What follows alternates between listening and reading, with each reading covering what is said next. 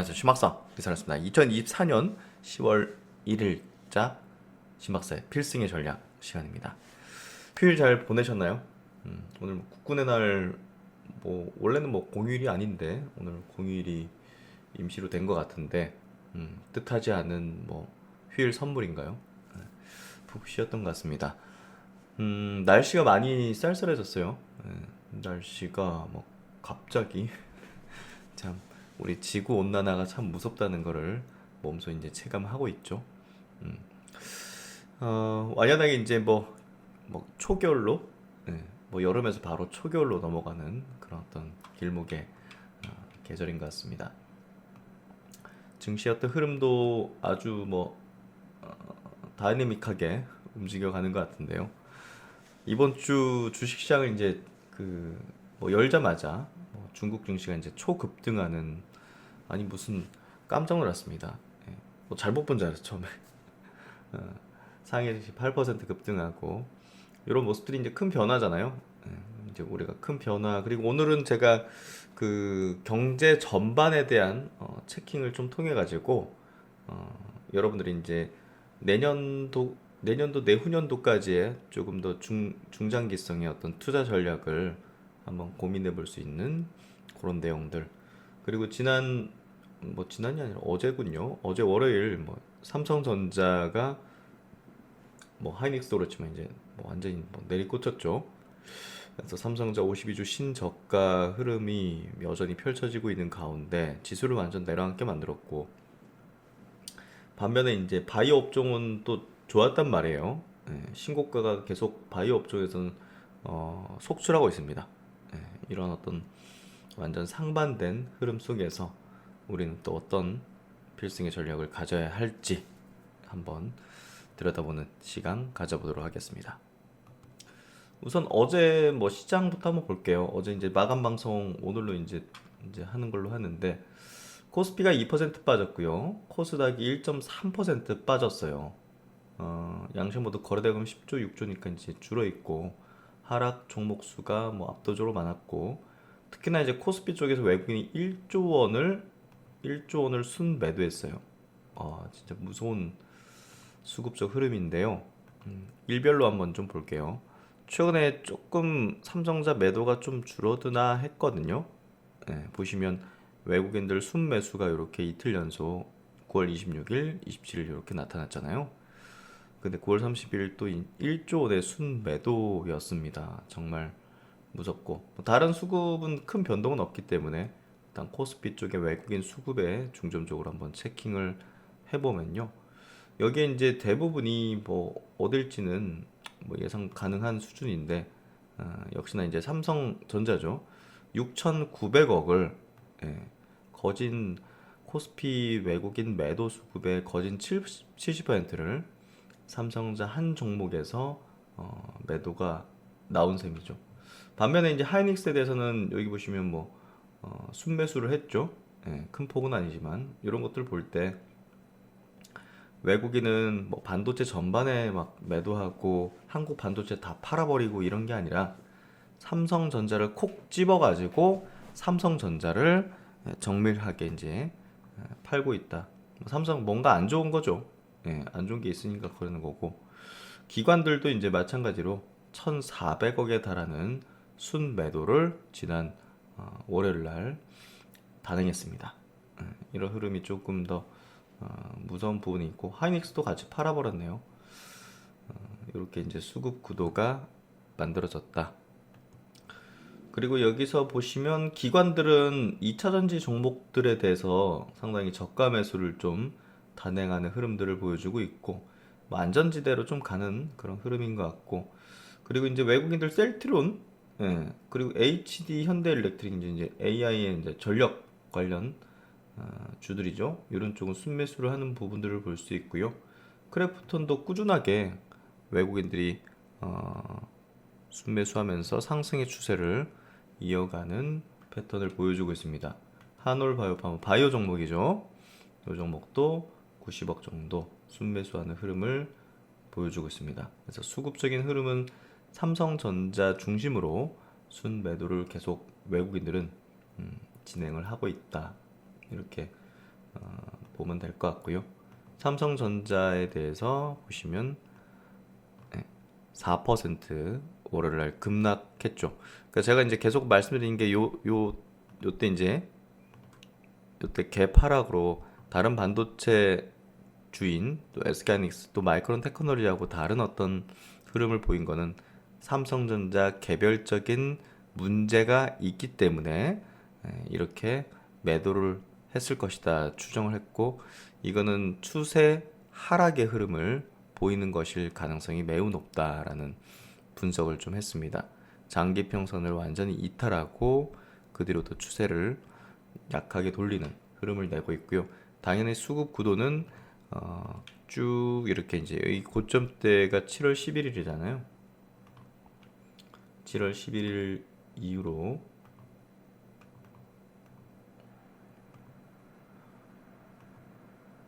외국인들은 11조 원을 순매도를 했고요. 삼성전자에서 개인들이 여기서 하락할 때마다 순매수하면서 11조 원에 달하는 순매수를 개인들이 샀습니다. 그리고 기관은 뭐 큰 1조 1000억 정도 순매도했는데요. 주체별로는 좀 다른데 연기금이 6천억을 순매도했으니까 한 절반 정도는 연기금이 매도했다고 보면 될 것 같네요. 기타 법인 뭐 법인들 쪽에서도 이제 순매수를 당연히 한 것 같고요. 그래서 뭐 거의 뭐 외국인이 팔고 개인이 샀다 이렇게 좀 이해를 하면 될 것 같습니다. SK하이닉스 같은 경우도 보시면 7월 11일 날 공이 이제 고점을 찍었네요. 보니까 이제 외국인들이 그 뒤로 이제 2조 7천억을 순매도했고 개인 투자들이 2조 6천억을 순매수했습니다. 뭐 기관은 그냥 뭐 똔똔 정도. 그래서 뭐 하이닉스도 이제 외국인이 매도하긴 했지만 그 폭 자체는 상당히 달랐다. 삼성전자의 개별적인 내용이다. 오히려 보면 9월 19일 날부터 이제 좀 반등이 거세게 나왔잖아요. 9월 19일부터 보니까 오히려 이제 외국인들은 하이닉스를 다 막았습니다. 7천억 정도. 그렇죠? 네. 그래서 여기서 이제 총 매도를 했지만 여기서부터는 그 모건 스탠리의 이제 반토막 그 목표 주가 SK하이닉스 목표 주가를 완전 반토막 내버리는 그런 어떤 리포트를 내고 나서는 오히려 외국인들이 매수를 단행했다는 특징을 보면 될 것 같습니다. 그래서 저는 이제 이 반도체 업종에서 SK하이닉스에 대해서는 중장기적으로 좀 우호적으로 바라볼 필요가 있다라는 생각을 가지고 있습니다. HBM의 아주 이제 높은 기술력을 바탕으로 지금 뭐 메모리 반도체의 어떤 사이클링에 그래도 이제 벗어날 수 있는 그런 종목군으로 구조적인 어떤 성장의 가능성이 있다는 거죠.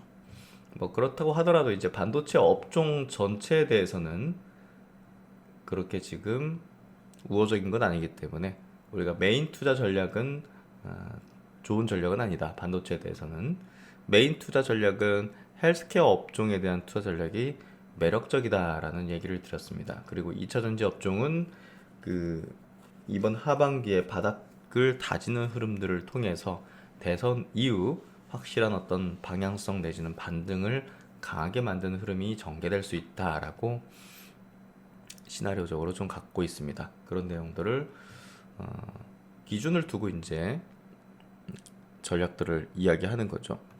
그럼 이제 오늘 그 중국 증시 급등한 내용들하고 같이 볼게요. 중국 증시 한번 볼게요. 중국 증시를 보면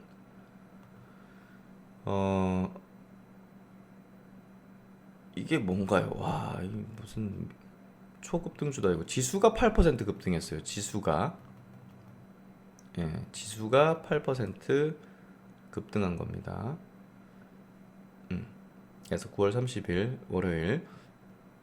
그래서 여기까지 올라올 때는 반등할 수 있는데 장기평을 돌파하면 좀 다르게 이제 흘러가는 부분이고요. 중국 증시가 그동안 이제 과거에 강한 어떤 흐름을 보일 때는 정책적 흐름이었어요. 그 정책적 흐름이 단기간에 끝나는 흐름은 아니었던 거죠. 예. 그러다 보니까 이번에 어떤 중국의 정책적 부양책 자체에 대해서도 지금 증시에서 상당한 기대를 하고 있다고 볼 수 있는 지금 대목입니다. 이게 결국은 우리에게 있어가지고 한국 증시에 있어서도 이제 상당히 우호적인 어떤 흐름인 거죠. 우리나라 경제에 상당 그 현재 미국하고 좀 비등한 수준까지 됐는데 그래도 이제 중국에 이제 대한 어떤 뭐 의존성 내지는 이제 상관성이 굉장히 높습니다. 한국 경제에 대해서 특히나 반도체, 삼성자 반도체는 특히나 더 그렇죠. 그렇기 때문에 결국 이제 중국의 어떤 경기가 개선되는 게 한국의 경제 또 한국의 증시에 있어서도 매우 중요한 어떤 포인트입니다. 그런 부분에서 긍정적인 부분이라고 볼 수 있을 것 같고요. 그리고 이제 거래량을 보시면 역대급이죠. 이거 무슨 하여튼 뭐 굉장히 큰 변화다고 보시면 됩니다. 제가 막 굉장히 막 이런 강조 단어를 쓰는 것 자체가 제 스타일은 아닌데 엄청난 거죠. 엄청난 흐름이고 엄청난 변화고 그리고 이 흐름 자체에 대해서 우리는 당연히 우호적으로 이제 바라볼 수 있는 부분이고요. 그래서 상해 증시 보니까 이렇게 중국은 이제 상한가가 10%예요. 보시면 여기 상한가 10%까지 돼 있죠. 그러니까 제한돼요. 지수가 10% 이상 이제 급등하진 못하는 건데 8%면 거의 상한가 쳤다고 보면 되는 수준이라고 보면 되는 거죠. 귀주 보태주 7%, 시총일위 기업이 7%, 10%막 이렇게 보험주들 이렇게 급등한 것들을 볼 수가 있습니다. 보험주, 자동차주 10%뭐 이런. 그래서 이제 그 곧 종가가 이제 곧 거의 고가로 이제 마감을 했기 때문에 또 열리면 상당히 또 강한 어떤 기조. 이번 주는 또 휴장이죠. 홍콩도 보면요. 알리바바 7%, 8% 급등했고 텐센트는 그렇게 급등 안 했네요. 그래서 이렇게 이제 역대급 거래량 수준 그리고 장기 평선 돌파의 흐름은 이제 뭐 유동성을 이제 푸는 거죠. 그리고 거기에 또 다이렉트로 이제 그 효과가 나는 재정 정책까지 그걸 또 시진핑 주석이 나와가지고 이야기를 했기 때문에 중국의 이제 이 정책적 방향 자체가 확고하게 지금 유동성으로 선회하는 뭐 환경 자체도 이제 미국이 금리 인하 기조를 이제 펴고 있기 때문에 뭐 글로벌 이제 중앙은행들 이제 동조화하고 또 이제 돈 풀기에도 좀 우호적인 어떤 그 환경이 좀 제공된 거죠. 그러다 보니까 중국이 과감하게 그리고 이제 침체를 계속 좀 만들게 했던 가장 큰 원흉인 부동산을 또 부양하고자 하는 그런 것들이 결국은 중국 증시의 어떤 초강세 흐름으로 좀 연결짓게 했다고 보면 될 것 같습니다. 나스닥 증시 여전히 강하고요. 니케이 증시도 다시 또 올라오고 대만 증시도 상승 추세 유지하죠. 유럽 증시, 유로스톡스도 강세 흐름들. S&P는 신고가 계속 내고 있고요. 다우지수도 신고가 흐름을 계속 내고 있습니다. 독일 증시도 신고가 흐름을 계속 내고 있습니다. 그래서 경기 침체 얘기하는 사람들 말씀은 좀 듣지 않는 게 필요하다라는 얘기를 들었고 인도 증시도 신고가 흐름을 계속 내는 흐름을 보여주고 있고요. 또 미국의 이제 생명공학, 바이오 쪽 좋은 어떤 흐름들을 내어주고 있습니다. 그래서 이런 어떤 흐름들을 내어주고 있고 또 이제 한국의 또 코스피 지수, 코스닥 지수는 지난 월요일 날 좀 좋지가 않았죠. 반도체 영역이 좀 약세를 보이면서 그런 흐름을 보였고 삼성전자의 흐름이 정말 안타까운 어떤 흐름들을 4% 하락을 하는 흐름을 보여주고 있습니다. 삼성전자는 뭐 저번에도 제가 말씀드렸듯이 어떤 추세 하락의 지금 흐름이 전개되고 있고 그걸 되돌리기 위해서는 또 두 가지의 포인트가 필요하다라는 이야기를 드렸습니다. 그게 지금 달성되지 못하는 상황 속에서는 우리가 좀 건들기에는 부담이 큰 주가가 많이 떨어졌다고 매수하는 거는 스마트 투자자가 아니죠. 그렇기 때문에 그런 것들은 해서는 안 되는 행위다라고 볼 수 있을 것 같고요. 중국 증시 급등 워닝을 좀 정리를 해보면요. 그 KB증권하고 IM증권 쪽, 이제 대신증권 내용 쪽 이렇게 좀 가져왔고요. 비미국의 유동성 공급 확대, 특히 중국의 대대적인 경기 부양책으로 중국 증시가 급등을 했다. 미국 연준의 B컷 이후 비미국 국가의 유동성 공급도 지금 확대되고 있습니다. 그래서 내년도에 대한 어떤 그 경제 경기 전망은 좀 우호적으로 작용되고 있고요. 특히 중국은 통화 정책에 이어서 예상보다 빠르게 재정 정책을 발표하면서 시장 관심이 상당히 유입이 되고 있고, 뭐 돈을 다이렉트로 주는 거죠.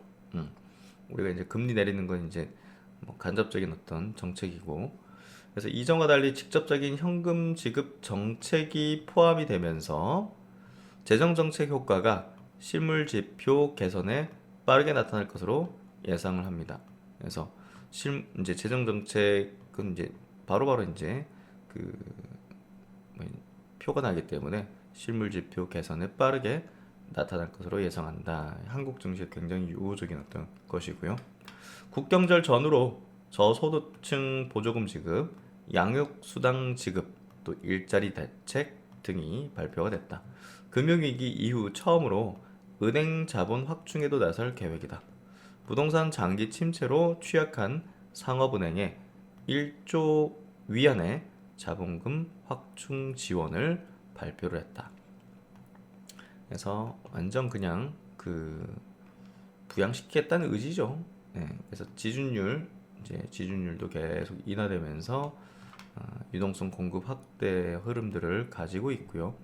주요국의 유동성 공급 확대 및 중국 수요 회복 기대는 원자재 가격 상승. 그래서 최근에 이제 리튬가도 올라오고 전체적으로 이제 유가 좀 주시하죠. 글로벌 시장에서도.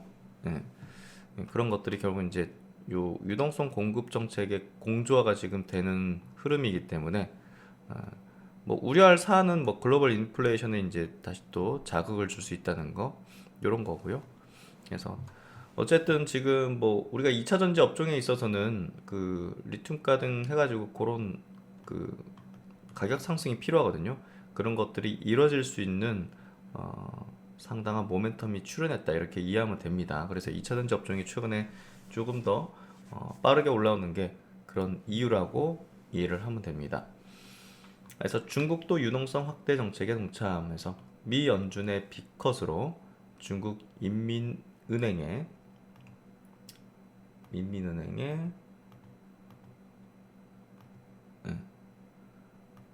통화 완화 여력이 확대됐다. 금리 인하 이외 증시 부양책, 인민은행의 유동성을 활용한 주식 매입의 계획, 다이렉트죠. 상업은행 자본 확충, 빈곤계층 현금 지원, 그리고 청년 실업 등 고용 문제를 대응하기 위한 종합 일자리 대책에서 시진핑 국가주석이 주재한 정치국 회의에서도 경기 부양을 위한 강력한 재정 정책 추진을 강조했다는 거. 이 부분들. 그래서 어쨌든 중국 정책 금리를 동반 인하하는 흐름을 통해서 뭐 미국의 어떤 기조에 이제 같이 동참하고 또 지준율이나 이제 유동성 확대 정책에 동참하는 흐름들을 보여줬습니다. 주요국의 경기는 각자 도생 중이지만 정책은 통화 완화로 공조 아닌 공조 분위기다. 미국 이제 연착륙, 이제 경기적인 측면에서는 조금 이제 둔화되는 거지만 연착륙을 좀 보고 있고, 중국은 이제 인플레이션 반대죠. 디플레이션. 그리고 유로 쪽하고 일본은 뭐 그렇게 경기가 뭐 그렇게 좋은 건 아니니까 스태그네이션, 뭐 장기 이제 경기적인 측면에서 좀 안 좋은, 뭐 한국도 그렇고 좀 장기적으로 좀 안 좋죠. 인구 구조 변화라든지 여기 이게 다 지금 고령화 문제, 고령화 문제가 이제 들어있죠. 그래서 장기적으로는 이런 유로 쪽, 일본 쪽, 또 한국까지 장기 금리는 내려갈 거예요. 인구 구조가 저러는데 뭐 어쩔 수 없잖아요. 경제 성장률이 뭐랄까 하향 이제 흐름이기 때문에 그런 걸 감안해서 우리가 장기적인 어떤 전략들을 가질 필요가 있습니다. 글로벌 주요국의 물가 압력 둔화를 기반으로 한 동방 금리 인하 사이클에 국면 진입했다. 미 연준의 추가 금리 인하 여력을 높여주고 있다. 물가가 계속 낮아지고 있으니까요. 그래서 우리가 이제 금리를 인하할 수 있던 어떤 여건은 증시에는 매우 큰 호재이기 때문에 여러분들이 뭐 주식시장에 대해서 그렇게 걱정을 할 필요까지는 없다고 생각합니다. 미 연준의 빅컷과 더불어서 추가 금리 인하 기대감 강화가 여타 주요 중앙은행들의 통화정책 여력을 확대시키고 있고, 즉 추가로 금융 완화 정책을 추진할 수 있는 동력을 부여를 하고 있습니다. 그래서 미국 소비자 물가 이렇게 내려오는 것들 보시죠. 야, 막 9%, 8%할 때가 있었죠. 네. 지금 뭐 2%대 내려오고 있고요. 주요 12개국 소비자 물가 평균 상승률에서 지금 쭉 내려오고 있고, 당연히 이제 금리도 후행적으로 이제 뭐 물가 상승 안 하네, 내려오네 해서 이제 금리를 낮추는 그런 흐름 사이클로 본격화되고 있는 것들을 볼 수가 있습니다. 결국 주요 중앙은행은 당분간 통화 정책 공조를 이어갈 걸로 보여지고요. 이렇게 이제 금융 완화 정책들을 펴면서 일부 이제 중국 같은 국가는 이제 뭐 재정 정책으로 확 이렇게 하여튼 강한 양부를 투입하는, 표현을 하자면 그런 거라 보시면 될 것 같습니다. 그래서 4분기 유동성 랠리를 기대할 수가 있다. 주요국이 이제 정책 금리를 이제 동시에 인하하고 거기에 더불어서 이제 통화 증가율의 어떤 동반 상승이 이뤄지면 4분기 유동성 랠리까지도 이제 기대해 볼 수 있고요. 그러니까 이제 미국 대선이 끝나면 보다 더 강하지 않을까? 강하게 치지 않을까? 왜냐면 불확실성을 제일 싫어하는 게 증시인데, 그건 분명히 이제 어떤 불확실성이거든요. 그러니까 우리가 이제 우리 이제 기업체, 큰 기업들이든 이런 기업들은 이런 글로벌 매크로적인 어떤 상황이라든지 미국의 이제 뭐 정책 기조, 정말 뭐 무역 정책 이런 거 있잖아요. 그리고 민주당일지 공화당일지 이런 것들을 확인하고 어떤 뭐 캐펙스 투자라든지 여러 가지를 이제 결정하겠죠. 기업을 운영한다고 생각해 보세요. 어떤 리스크의 상존 가능성이 있는 것들을 무시하고 그냥 밀어붙이는 거 쉽지 않습니다. 큰 기업일수록 더 그렇기 때문에 이제 각 뭐 그 대기업 단으로도 이제 또 매크로 경제 분석하는 팀들이 따로 있잖아요. 전문가들이. 그래서 그런 것들이 결국은 그 미국 대선 이후 자금들을 좀 집행할 가능성이 높기 때문에 그 뒤로 이제 급등 랠리 좀 펼쳐질 수 있지 않을까? 예. 이번 2024년은 산타 랠리 가능성이 있지 않을까? 라는 생각이 좀 드는 거죠. 내년 이제 우호적인 경제 환경이다. 명확해진 연준의 반응 함수, 연준의 금리 인하가 시작됐다. 물가 상승률은 낮아지고 고용에는 하방 리스크가 커진 것을 반영해서 50bp 비컷이었다. 그래서 경기 저점을 높이고 침체 가능성을 낮춘다고 생각한다. 이제 대신증권 이제 의견입니다.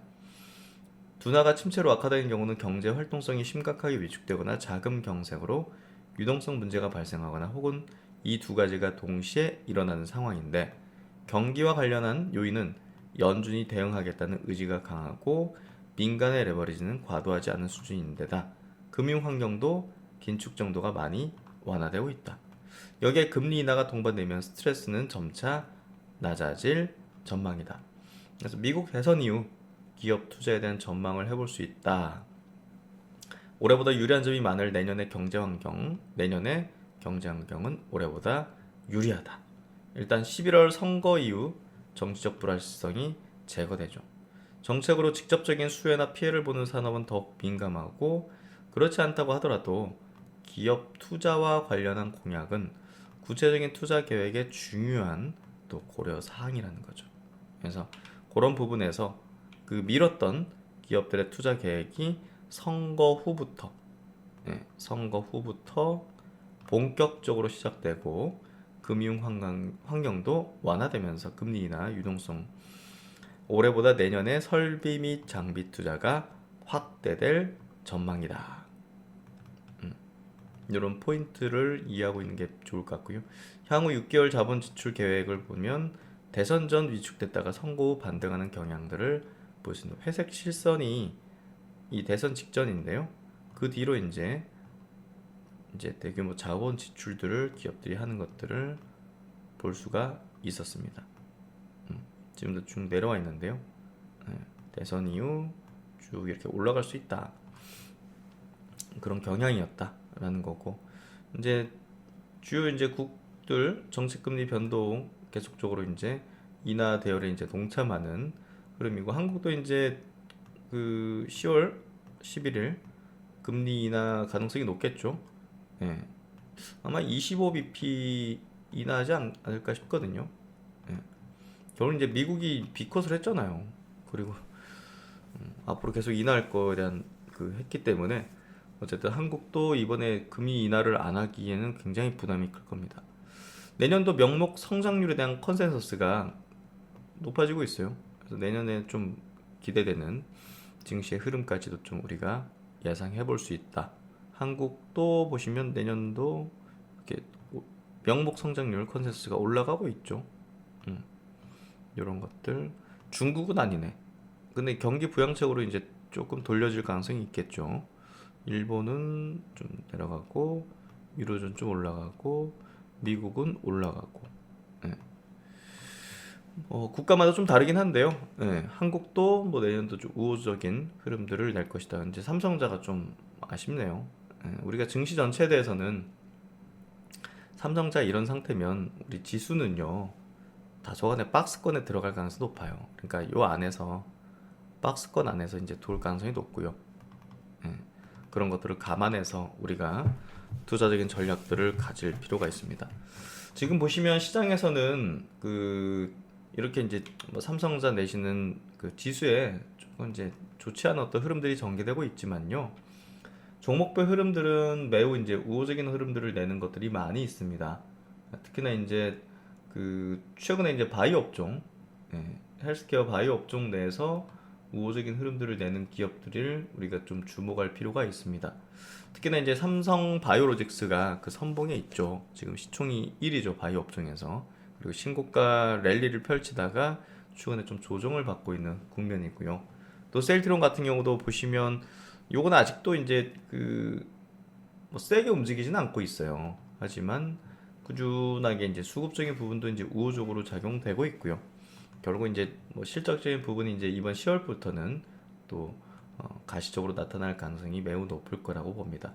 업종이 지금 우상향 기조를 띠고 있기 때문에요. 주도력을 지니고 있고 명분이 뚜렷한 바이오 기업들은 시간의 문제지 또 신고가의 흐름으로 연결될 가능성이 매우 높습니다. 그런 것들을 감안해서 투자의 전략들을 세우는 게 중요하다고 생각이 되고요. 그래서 지난 이제 월요일이죠. 월요일에도 퓨처캡이라는 바이오 기업이 또 신고가를 냈고요. 방사선 의약품 쪽에 신약을 개발하는 회사고 또 이제 임상적 발표가 매우 좋았습니다. 그리고 오스코텍도 지난 월요일 날 5% 상승했는데요. 사실 뭐 유한양행에 비해서 상승률이 좀 저조했던 게 좀 아쉬운 부분이지만 그만큼 또 간극을 채워나갈 수 있는 가능성이 있죠. 시세적인 흐름은 또 우상향 기조를 내고 있고요. 또 TNL 같은 또 미용 관련된 기업들은 꾸준하게 우상향 기조 또 신고가로 흘러가는 흐름들을 보여주고 있습니다. 실적 기반으로 움직이는 바이오 기업들 이런 쪽은 보다 더 우호적인 어떤 흐름들을 내고 있습니다. 지난 또 월요일날 한올바이오파마 같은 기업도 3% 상승하는 흐름들을 보여줬고요. 최근에 이제 보시면 그 리가켄 바이오도 신고가 흐름 속에서 조금씩 뭐 이격 조정은 하지만 우호적인 흐름이고, ABL 바이오도 중기 이평선은 우상향 기조 띄면서 계속적으로 좋은 흐름들을 내어주고 있는 모습입니다. 중소형주 중에서도 실적적인 증가를 꾸준히 내고 있는 브랜드엑스 코퍼레이션 같은 기업, 제가 이제 커버를 계속 드리고 있는 기업인데요. 이런 기업도 우호적인 어떤 흐름들을 내는 모습을 띄고 있습니다. SK바이오팜 같은 기업도 제가 꾸준하게 커버드리는 아주 리스크가 낮은 기업이죠. 바이오 기업 내에서도 실적으로 평가되는 기업이고, 알테오젠도 마찬가지로 신고가의 흐름을 계속 이어가고 있습니다. 대장주죠. 꺾임없이 우상향 기조를 계속 이어가고 있기 때문에 바이오 업종은 계속 상승 추세를 이어가는 거고요. 바이오단이라는 회사가 또 이제 최근에 신고가를 냈습니다. 이렇게 지금 바이오 종목 내에서 계속 신고가의 흐름을 내고 있는 것들을 볼 수 있고요. 뭐 HK이노 이런 기업도 우상향 기조의 흐름을 꾸준하게 내어주고 있는 대표적인 바이오 기업입니다. 미용 뭐 대장주는 클래시스라고 볼 수 있죠. 역시나 이렇게 장대 양봉 뒤로도 지지받고 우상향 기조를 꾸준히 내어주고 있는 모습을 볼 수 있습니다. 이렇게 이제 바이오 기업들의 면면이 결국 이제 우상향의 기조를 꾸준히 내고 있는 패턴이고요. 대장주들의 흐름도 추세 꺾임이 없이 이격 조정은 있지만 상승 추세 유지를 계속 해나가고 있습니다. 이런 것들이 내년도 또 이제 금융 완화, 또 금리 인하 기조 속 또 유동성에 대한 부분이 뭐 우호적이지 부정적이진 않잖아요. 예, 이런 것들은 결국 이제 바이오 업종에 우상향 기조를 더 거세게 만들 그런 대내외적인 어떤 환경이다. 그리고 내부적으로 한국 바이오 기업들의 체질이 과거와 완전히 다릅니다. 예, 글로벌 이제 선두권이라고 보시면 됩니다. 그래서 그런 선두권의 입지를 갖고 있는 그런 기업들은 확실하게 우리가 비중을 높이는 전략이 지금 이제 잘 들어맞는 그런 국면이라고 보시면 될 것 같고, 제가 신고가 계속 이제 유튜브 썸네일에도 붙이잖아요. 신고가 종목의 특징에서 이런 종목들 이제 명분이 뚜렷한 종목들이죠. 예, 뭐 이유가 있는 거고, 실적이든 모멘텀이든 앞으로 이제 수천억씩 또 들어올 수 있는 그런 기업이든 돈들이 뭐 유한양행 뭐 이런 것들, 그래서 그런 것들이 결국 이제 지금 바이오셀의 어떤 돌파 시세들을 계속 만들고 있고, 결국 신고가 종목이 나오는 업종이 주도 업종이고요. 그 업종은 상당 기간 이제 시장을 주도할 거기 때문에 계속 추가적인 신고가 종목이 나올 수밖에 없어요. 그게 결국 지금 펼쳐지고 있는 바이오 장세의 흐름이고요. 대내적 환경이 가장 그 베스트하게 지금 흘러가고 있다 보시면 될 것 같습니다. 그래서 이런 부분들을 잘 참고하셔가지고 지금의 어떤 시장에서 최대한의 어떤 효율을 성과를 누리시는 게 좋겠다는 생각이 들고요. 그래서 그래서 이제 이런 내용들은 꾸준하게 제가 이제 나눔 인사이트라는 이 주주도 스터디할 수 있는 공간을 만들어서 여러분과 함께 꾸준하게 여기 스터디 클럽 클릭하시면 종목별로 스터디를 해온 과정들과 또 깊이 있게 파헤친 모습들을 볼 수 있으면 그 산업에 대한 어떤 부분들을 꾸준하게 이제 체킹하고, 또 이제 이렇게 또 여기에 이제 주주 스터디 참여하신 분들은요, 제가 또 이렇게 또 그 지난 주말이죠. 예, 뭐 퓨처캠 같은 경우는 이제 유럽 핵의학회 초록 발표를 하면서 그 내용에 대한 분석이 좀 필요했기 때문에 업데이트를 해드렸었던 내용입니다. 그래서 잘 분석을 해드렸고 좋은 성과들을 아마 내고 계실 거라고 생각하고요. 결국 이제 그 뭐 텔레그램이나 막 이런 데 막 돌아다니는 분석 내용들이 있던데 전 좀 놀랐어요. 아니 잘못된 내용을 분석해 가지고 그게 막 퍼지는 거예요. 막 그래서 제대로 제가 분석을 해서 올려드려야겠다는 생각이 좀 들었습니다. 그래서 단순히 이렇게 이제 막 정보가 막 굉장히 빠르게 돌잖아요. 그래서 막 그런 것들을 막 검증 없이 그냥 받아들이는 어떤 것들도 많을 수 있기 때문에 종목별로 꾸준하게 이렇게 트래킹하면서 공부하는 사람들은 그렇게 틀린 정보를 받아들여도 잘 해석할 수가 있겠죠. 필터를 해서. 그래서 그게 중요하다 보시면 될 것 같고, 그래서 뭐 결국은 공부가 제대로 되지 않으면 주가 변동 시 결국 제대로 된 어떤 결정들을 하기 어렵겠죠. 그래서 그런 것들을 해나가는 과정이고, 투자 포리즘 요 공간을 통해서도 좋은 글들을 올리시는 분들 제가 또 퍼와서 공유를 드리고, 또 이제 기업 산업 리포트 나온 것들 이렇게 또 요약한 자료들을 올려드리고 있고요. 그리고 또 중요한 바이오 뉴스에 대해서도 꾸준하게 또 서정진 셀트론 그룹의 회장 장남 서진석 의장이 셀트론 자사주를 처음 매수한 이런 중요한 내용들도 이렇게 꾸준하게 올려드리고 있습니다. 이런 공간에서 공부하신다면 분명 계속 좋은 성과를 낼 수가 있으실 겁니다. 네, 휴일 어이구 너무 오랫동안 공부했나요? 네.